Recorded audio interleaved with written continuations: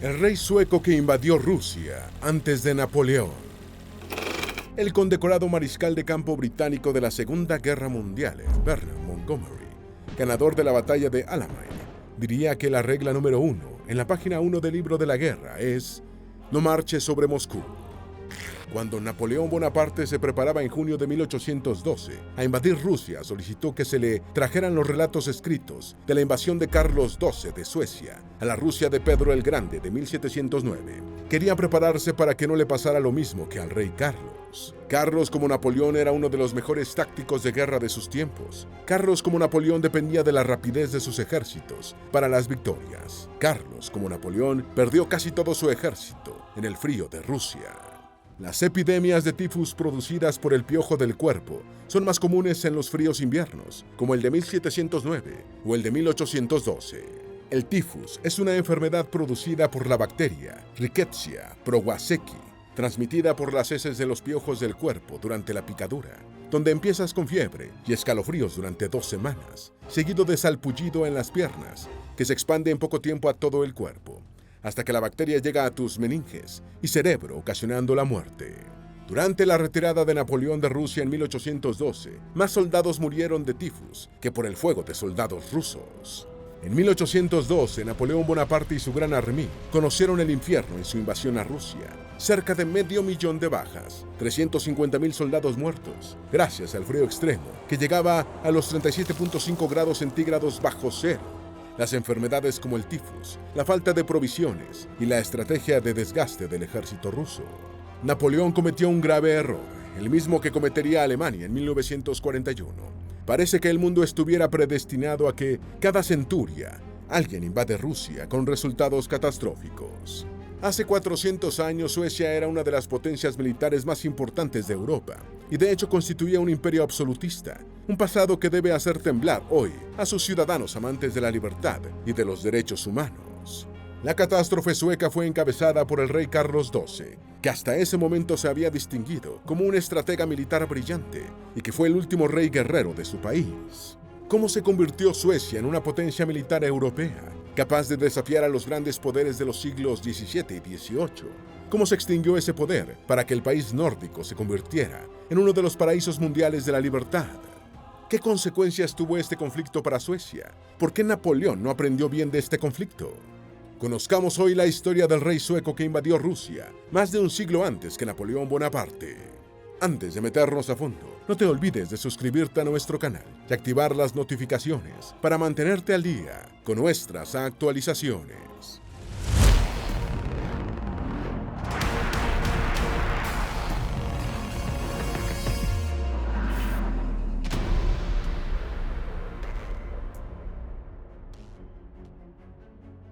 ¿En qué consistía la estrategia rusa de tierra quemada? La estrategia de tierra quemada o tierra arrasada, aplicada por los rusos y otros pueblos en diferentes momentos de su historia, es una política militar destructiva, consistente en destruir todo lo que permita obtener alguna ventaja a un ejército enemigo. Esto incluye la quema de los inmuebles que pudieran servir de alojamiento o cobijo, y la destrucción de las fuentes de agua y de alimentos, incluyendo reservas de comida, sembradíos y plantas, así como de los utensilios y herramientas, y en general, de cualquier cosa utilizable para algo por el adversario. Ha sido aplicada cuando un ejército o un pueblo se retiran y no quieren dejarle nada de valor a sus perseguidores, o cuando avanzan y desean proteger su retaguardia. Los rusos han utilizado la estrategia de tierra quemada contra los suecos en 1709, contra Napoleón en 1812 y contra Alemania en 1941. Los convenios de Ginebra de 1977 prohíben su aplicación contra no combatientes. Los rusos utilizaron la estrategia de tierra quemada para dejar sin comida al ejército sueco para el invierno ruso. La invasión de Rusia por Suecia en 1708 se complicó más por la orden del zar Pedro el Grande a sus generales de que aplicaran la estrategia de tierra quemada. Las fuerzas rusas en retirada iban dispersando el ganado y los animales domésticos y ocultando granos en algunas localidades, mientras quemaban las plantaciones para no dejar nada de comer a los suecos durante el invierno por llegar. Hacia el final del invierno de 1708-1709, la gran helada de 1709 había destrozado a las fuerzas de Carlos XII de Suecia, reduciendo su ejército a 24.000 hombres muertos de hambre y frío y a punto de derrumbarse. En mayo de 1709, los suecos y los rusos se encontraron, quedando planteada la batalla de Poltava para dirimir la supremacía entre los dos imperios. Los rusos masacraron al ejército sueco, que esperaba ayuda de Iván Mazepa. La invasión de Rusia en 1708 a 1709 empezó rápidamente a torcerse para Carlos XII de Suecia. Los refuerzos que debían llegar de la metrópoli nunca llegaron, ya que fueron emboscados por los rusos, mientras que un ejército zarista al mando del general Alexander Menshikov destruyó la capital de Iván Mazepa, y el líder cosaco aliado de Suecia tuvo que emprender la huida hacia las posiciones suecas con solo 1.300 hombres. Menshikov era el hombre con el que el zar Pedro el Grande pensaba sustituir a Mazepa como líder de la Ucrania de la margen izquierda, cuando el dirigente cosaco decidió cambiar de bando y unirse a los suecos. Los rusos derrotaron a las fuerzas del Imperio Sueco, que no se pudo beneficiar con el nutrido ejército de cosacos que esperaban. Suecia era un gigante militar hasta que invadió Rusia. A principios del siglo XVII, bajo el gobierno del joven rey Gustavo Adolfo, de 17 años cuando ascendió al trono en 1611, Suecia se convirtió en una especie de Israel europeo, con sus poderosas fuerzas armadas. Suecia era entonces una nación relativamente pobre y escasamente poblada, que no podía competir con rivales más grandes, como Rusia, el Reino Unido y Francia, pero su monarca se reveló como un estratega militar innovador y brillante. Gustavo Adolfo ideó una forma de guerrear más móvil y flexible, y mantenía un ejército profesional y bien entrenado. No era poca cosa en una época en que la mayoría de los ejércitos estaban formados por campesinos y obreros mal pagados, desnutridos y reclutados a la ligera, que pensaban más en saquear a sus enemigos que en derrotarlos. Los suecos formaron parte de la coalición que puso fin a la supremacía del Sacro Imperio Romano Germánico durante la Guerra de los 30 Años, finalizada en 1648, de la que Suecia emergió como imperio. El reino nórdico se convirtió en una potencia del norte de Europa, controlando gran parte de lo que actualmente es el este de Alemania y Polonia, hasta que decidió invadir Rusia en 1708. Napoleón estudió la invasión sueca de Rusia. Cuando estaba preparando la invasión del Imperio ruso que sería el comienzo de su fin, Napoleón estudió la campaña sueca de hacía poco más de un siglo, con la idea de no cometer los mismos errores. Bonaparte era un lector ávido y leyó Historia de Carlos XII, rey de Suecia, escrita por Voltaire en francés. Carlos XII había invadido Rusia en 1708, siendo derrotado en 1709.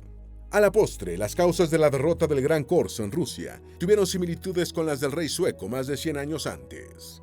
¿Quién fue Carlos XII de Suecia y cómo llegó al poder a los 15 años? Carlos XII fue el último rey guerrero de Suecia y uno de los grandes tácticos en la historia de la guerra, aunque fue derrotado por los rusos en el verano de 1709, en la batalla de Poltava, momento culminante de la invasión sueca de Rusia, en el marco de la Gran Guerra del Norte. Había nacido en Estocolmo el 17 de junio de 1682, como segundo de los 7 hijos del rey Carlos XI, de los cuales solo 3 sobrevivieron. Tras alcanzar los 6 años de edad, su padre decidió que era el momento de que comenzara una vida independiente y le asignó un ala del palacio como sus aposentos privados, con su propia corte y personal de servicio. Recibió una esmerada formación en filosofía, historia, geografía, matemáticas, tecnologías bélicas y artes militares, y aparte de su sueco natal, aprendió inglés, alemán, griego y latín. Cuando su padre murió en el Palacio Real de Estocolmo en 1697, Suecia ya era un reino absolutista y ascendió al trono con solo 15 años de edad. Una triple alianza invadió Suecia en 1700, aprovechando que un adolescente era el rey. En 1700, los soberanos de la Unión Real Dinamarca-Noruega, Sajonia, entonces gobernada por el elector Augusto II de Polonia, y Rusia, se coaligaron en una alianza contra los suecos. A comienzos de 1700, un ejército sajón invadió la región sueca de Livonia y rodeó Riga, la ciudad más poblada del Imperio Sueco. En el verano del mismo año, Rusia, gobernada por el zar Pedro I el Grande, le declaró la guerra a Suecia y atacó territorio sueco un mes después.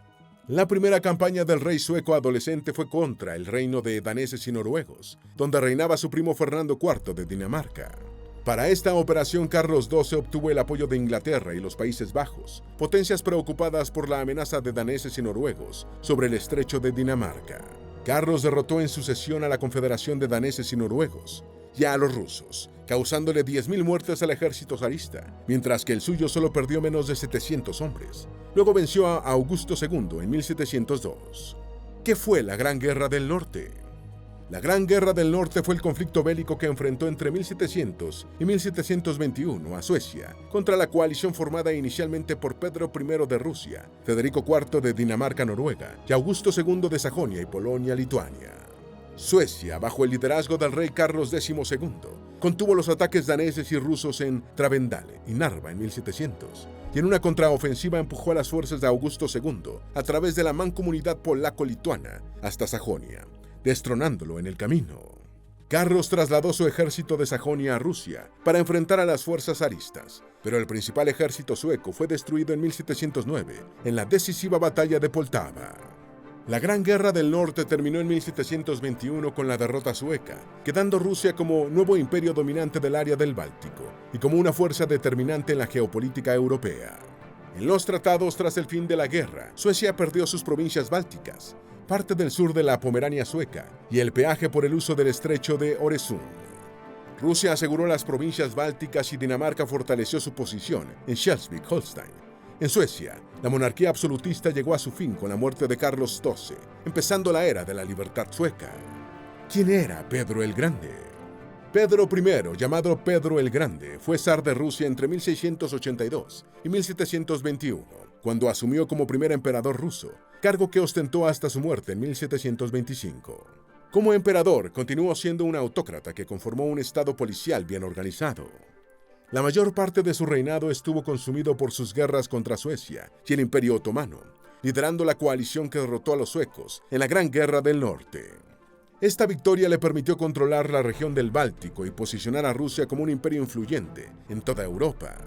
Haciendo uso de su autoridad sin contrapesos, Pedro el Grande lideró una revolución cultural en Rusia que modernizó la nación al estilo occidental.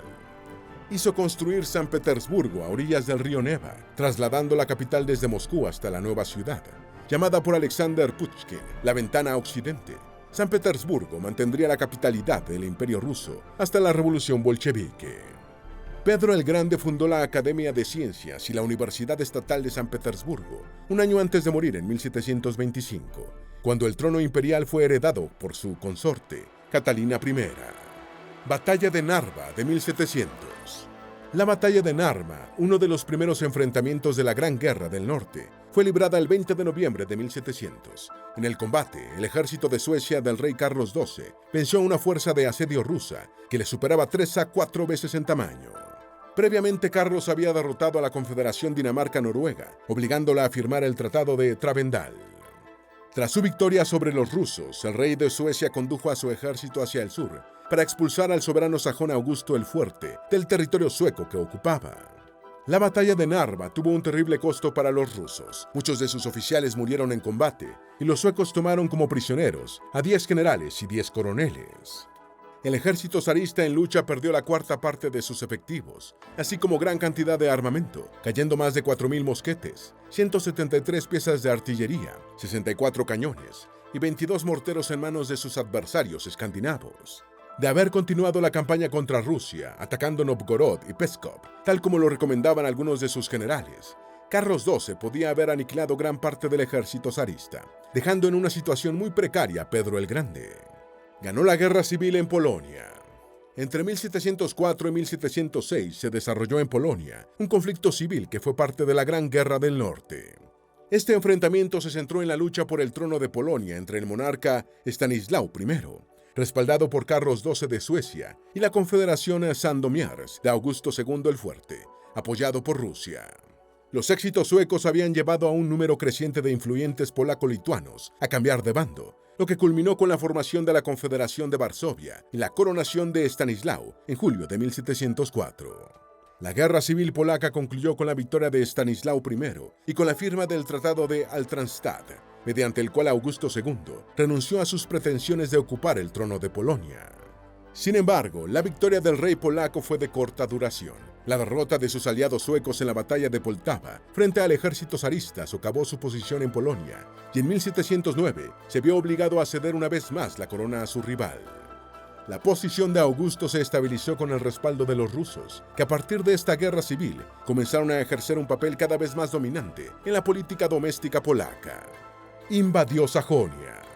El 6 de septiembre de 1706, Carlos XII de Suecia invadió Sajonia, como otro de los muchos movimientos militares de la Gran Guerra del Norte. El objetivo sueco era derrotar y expulsar de la guerra al elector de Sajonia, el rey de la mancomunidad polaco-lituana, Augusto II el Fuerte. Carlos II se marchó sobre Sajonia con 20.000 efectivos, mientras que el comandante del ejército sajón, Johann Matthias von der Schulenburg, desplegó lo mejor de sus 16.000 soldados. El rey sueco sorprendió a los sajones con una marcha a través de la Alta Silesia, obligando a Schulenburg a retirarse. Carlos XII continuó su campaña triunfal, evitando la fuertemente fortificada Dresde, pero capturando Leipzig, mientras que Augusto, sin posibilidades de victoria, pedía la paz. Se libraron varios enfrentamientos sucesivos a menor escala, todos a favor de Suecia, y Carlos II estableció su cuartel general en Altenstadt. Schulenburg fue expulsado de Sajonia el 22 de septiembre del año 1706. Los suecos sitiaron Dresde, obligando a los sajones a firmar el Tratado de Altenstadt. Augusto tuvo que reconocer a Stanislao Leszczynski como rey de Polonia, renunciando a sus pretensiones al trono.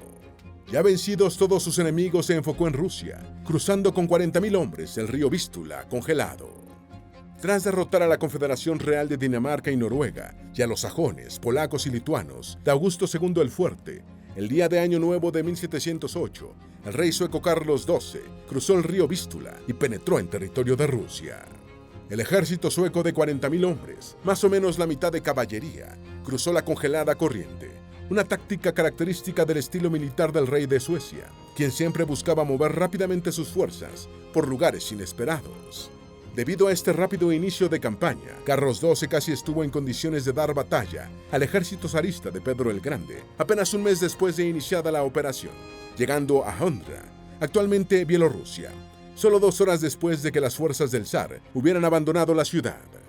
Carlos no ignoraba que la invasión era una empresa arriesgada. Había hecho caso omiso al consejo de sus generales de atacar durante el invierno que siguió a la batalla de Narva de 1700 y eligió asumir la campaña a comienzos de 1708 porque esperaba la llegada de refuerzos desde Suecia y confiaba en su alianza con los cosacos de Iván Mazepa. ¿Dónde se encuentra el río Vístula?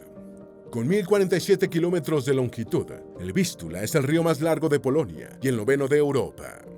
Nace en la ciudad de Wisła, en la provincia o voivodato de Silesia, en el sur de Polonia, y tras atravesar el país en dirección norte, desagua en la laguna del Vístula o directamente en la bahía de Gdańsk, en el mar Báltico, a través de un delta de 6 brazos.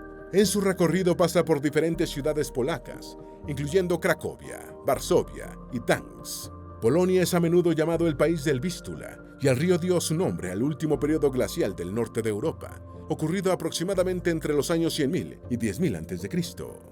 Su nombre apareció por primera vez en el registro histórico en el año 40 de la Era Común, cuando fue mencionado por Pomponio Mela, el primer geógrafo romano conocido. Plinio el Viejo lo refirió con el nombre de Vistla en su Historia Natural, en el año 77 de la Era Común. Fue en el pasado una frontera, importante curso de referencia para viajeros y ejércitos en guerra. ¿Quién fue Iván Mazepa? Iván Stepanovich Mazepa fue un dirigente cosaco que entre 1687 y 1708 fue atamán o líder de la Ucrania de la orilla izquierda, el territorio ucraniano situado al este del río Dnieper. Se hizo famoso por mecenas de las artes y su vida ha inspirado varias obras literarias, musicales y artísticas. Jugó un importante rol en la batalla de Poltava en 1709, donde después de saber que el zar Pedro el Grande tenía previsto destituirlo como atamán de su estado cosaco en Ucrania, desertó y cambió de bando, poniéndose al servicio del rey sueco Carlos XII. La interpretación y las consecuencias políticas de esta deserción han sido desde entonces objeto de análisis y debates en las historias nacionales de Ucrania y Rusia. La Iglesia Ortodoxa rusa anatemizó su nombre, un castigo similar a la excomunión, y todavía en la actualidad se niega a revocarlo. El Patriarcado de Constantinopla no respaldó el anatema, al considerarlo anticanónico y motivado por causas políticas. Tras la derrota en Poltava, Mazepa escapó junto con Carlos XII a la fortaleza de Bender en Moldavia, controlada por los otomanos, donde murió el 2 de octubre de 1709. ¿Quién era Menshikov? Alexander Danilovich Menshikov fue un noble, estadista y militar ruso nacido en Moscú en 1673, que recibió los títulos de príncipe del Imperio Ruso, generalísimo y duque de Izhora. Fue un amigo muy cercano de Pedro el Grande y gobernó de facto el Imperio Ruso entre 1725 y 1727, tras la muerte del emperador, durante el reinado de la consorte de este, Catalina I, que duró poco más de 2 años. Tras ayudar a Pedro I a derrotar a los suecos en 1709, sus acciones subieron considerablemente en el gobierno zarista y fue designado gobernador general de Hungría, con poderes casi ilimitados.